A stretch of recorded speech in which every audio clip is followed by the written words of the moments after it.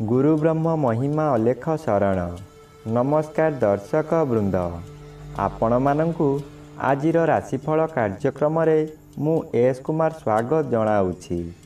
प्रतिदिन निजर राशिफल जानिबा पाई गुरुकृपा यूट्यूब चैनल को सब्सक्राइब करंतु और पाखरे थिबा बेल आइकन को प्रेस करी ऑल नोटिफिकेशन ऑन करी दियंतु, जहा फଳରେ आमे जेतेबेले वीडियो अपलोड करिवो प्रथमे आपण वीडियो देखि पारिबे।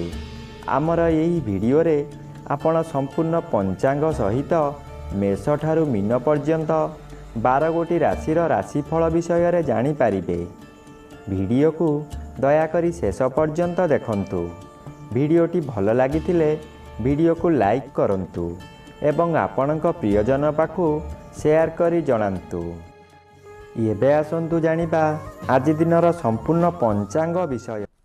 आज 2026 मसीहा मई मास 20 तारिख बुधवार, दिल्ली स्वराब्द सन 1433 साल, स्वाधीन भारताब्द 79 वर्ष, महिमाद 199 वर्ष। उत्कल गजपति श्री श्री गजपति दिव्यसिंहदेव महाराजांकर 69 अंक। सौरस्व ज्येष्ठ मास 6 दिन, चांद्रमते ज्येष्ठ मल शुक्ल पक्ष चतुर्थी तिथि, अपराह्न 3 घंटा 36 मिनिट पर्यंत। आजिर सूर्योदय विरजा क्षेत्र को 5 घंटा 6 मिनिट, वृष लग्न शून्यदंड 48 लिता गते उदय। आजिर सूर्यास्त विरजा क्षेत्र को 6 घंटा 15 मिनिट, बिछा लग्न शून्यदंड 58 लिता गते अस्त। आज मिथुन चंद्र शेष रात्रि 3 घंटा 13 मिनिट पर्यंत। एहा परे कर्कट चंद्र आरद्रा नक्षत्र दिवा 10 घंटा 14 मिनिट पर्यंत। एहा परे पुनर्वसु नक्षत्र। आज जन्मित शिशुर मिथुन राशि, शूद्र वर्ण नरगण, दिवा 10 घंटा 14 मिनिट गते देवगण एवं शेष रात्रि 3 घंटा 13 मिनिट गते कर्कट राशि, विप्रवर्ण देवगण। आज मृत व्यक्तिर दिवा 10 घंटा 14 मिनिट गते एक पाद पुष्कर दोष, निषिद्ध खाद्य। आज अपराह्न 3 घंटा 36 मिनिट मध्ये मूला भोजन निषेध अटे। एहा परे बेल भोजन निषेध अटे।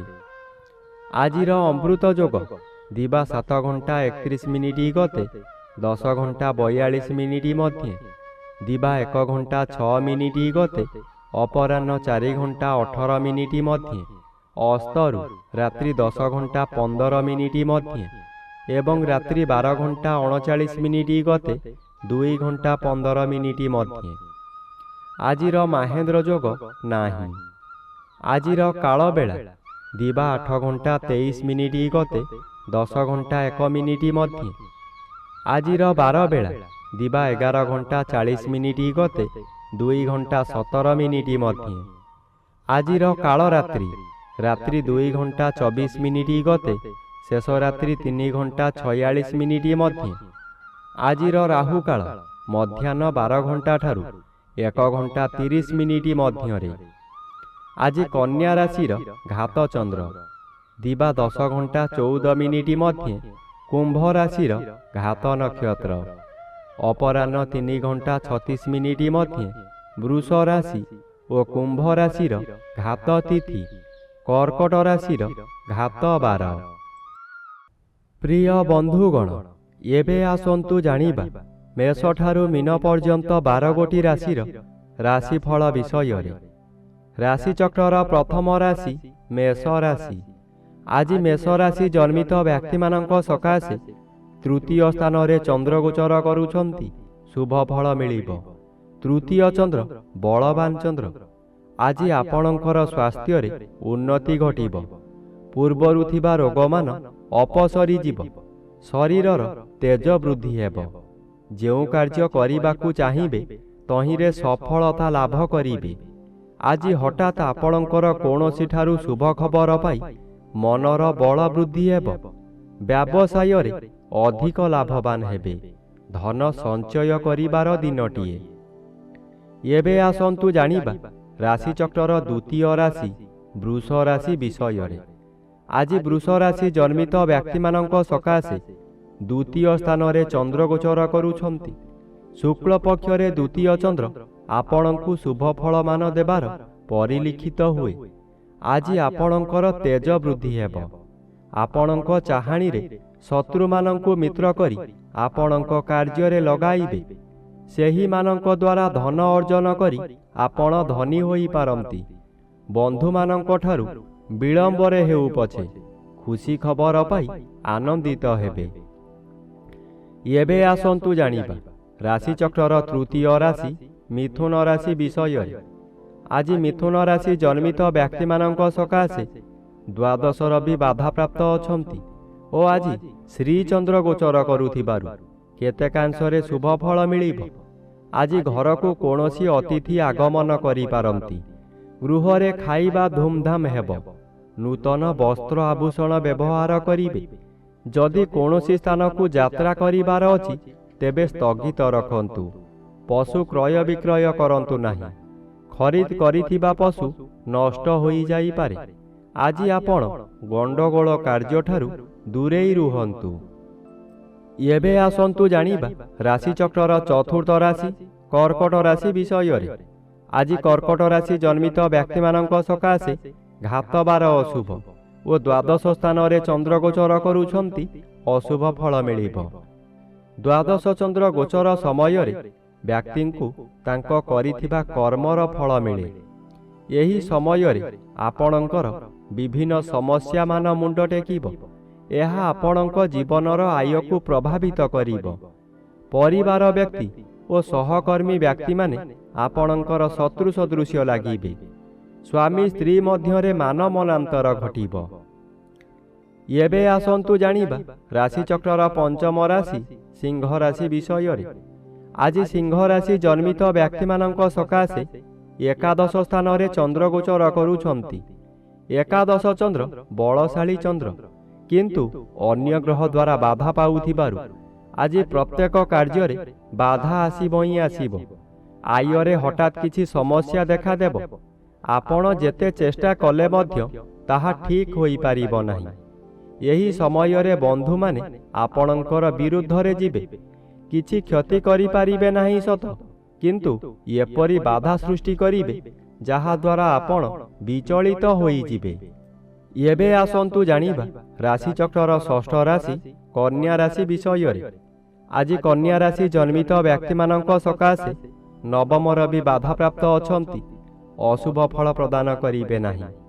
କିନ୍ତୁ ଆଜି ଘାତଚନ୍ଦ୍ର ଭୋଗ ହେଉଛି। ଘାତଚନ୍ଦ୍ର ସର୍ବଦା ଅଶୁଭ କରାଇବ। ଆଜି ଘରେ ବାହାରେ ପ୍ରତ୍ୟେକ ସ୍ଥାନରେ ଆପଣ ଅପଦସ୍ଥ ହେବେ।